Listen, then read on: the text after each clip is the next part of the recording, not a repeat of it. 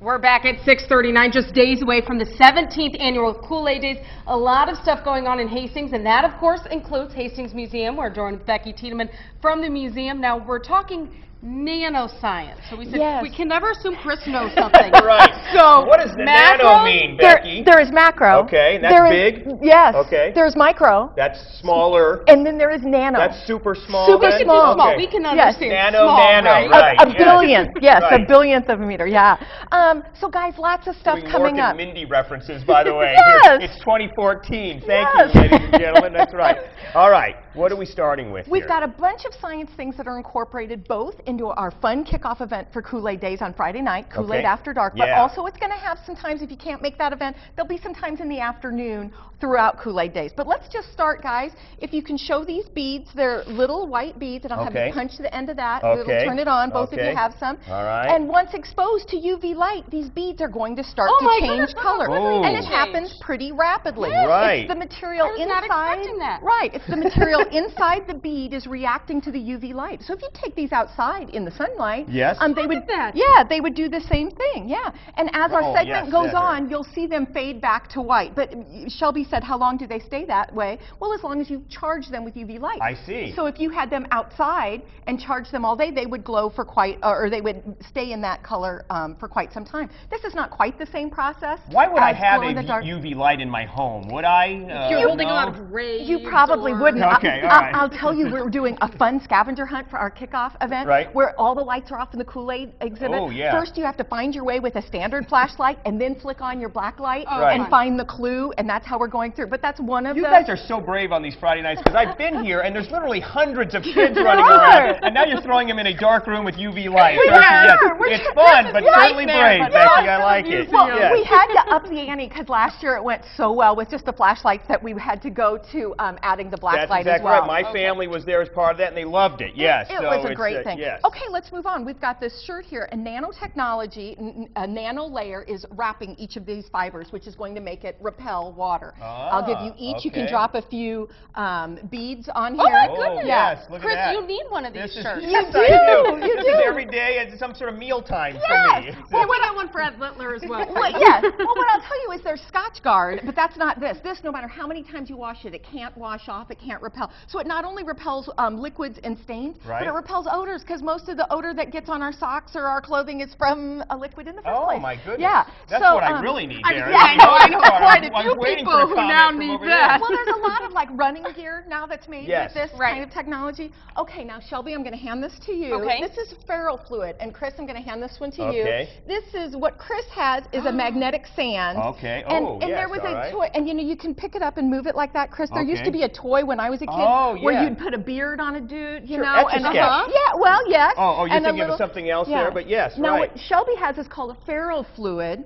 And pull your magnet around to the side and then pull it off. Can you see that? Yeah. This is, they figured out how to take this and break off nanoparticles of it and suspend it in a fluid is what she has there. And it will go up. It only becomes magnetic for her in the presence of a magnet, and then you can pop it off there. Yeah. And Shelby, I'm going to have you turn it, hold your magnet away for a second. Chris, put your magnet on it. There, and I'm having trouble. Listen, I can't demo any of these things. No worry. There we go. Okay, now Shelby, I want you to steal it from me. Put your stronger magnet on the other side, and it will start to pull over. It's going over there a little bit. Yeah. It's so neat, and I'm sure you can't see this on camera, but if people come to Hastings Museum, they can check it out. It almost looks like it's growing hair or fur inside. It does. So you might say, well, great, science has figured out that we can suspend a magnetic material in a fluid. Why do we care? Well, they actually did it in a dollar bill, and it's now how they can test $1 bills. It's an inexpensive enough technology. I see. Against counterfeiting, then. So guys, if you have a really strong magnet at home, get out your dollar bills. If they're newer ones, if you scan the dollar bill, it will respond. Because that stuff's in there. It will. Embedded in the thing there. Here's some other properties. What I have, you guys can each take one of the cooler sand. The pink is just there for fun, but I have regular old wet sand. It gets wet, whatever. If you could take a spoonful of yours and lift it up. Yes, it's dry. Oh, yes, Even though it's floating in water. I've got a little bubble. The water has come off of there. Each piece of sand is covered with a nano layer of silicon that's making it repel. Right now it's pretty expensive, but what they're using it for in small doses is to attach to oil, but take it back out of it. Won't take the water. They're using it to clean up spills. And let's see, do you want to do the hair dryer? Well, let's bring out the hair dryer. I saw that you had this back here. Yes. I thought Gogo had just left it as he was getting ready today. But this is memory wire. Right. And put it on the high setting. Okay. This is going to remember, and go ahead, get right close down to my finger. Yeah, okay. It is going to remember its shape. Oh, just about, right. Can you see it? I'm drawing it. Yeah. There, perfect. Okay. And right now, this too is pretty expensive. But what they already used for is on the Mars rover. Right. That's okay. That's okay. On the Mars rover, they're using it when it's exposed to light. It kind of shakes the dust off of the solar panel. Okay. But you can imagine if any piece of equipment was broken or damaged or bent, exposed to heat or electricity, for it to find its original shape back. Yeah. Science is fun, Becky Tideman. You're telling us that all the time. Let's talk about the events this weekend and everything coming up here. Okay, this Friday, you've got to check us out. Kool-Aid After Dark, 8 to 10 p.m.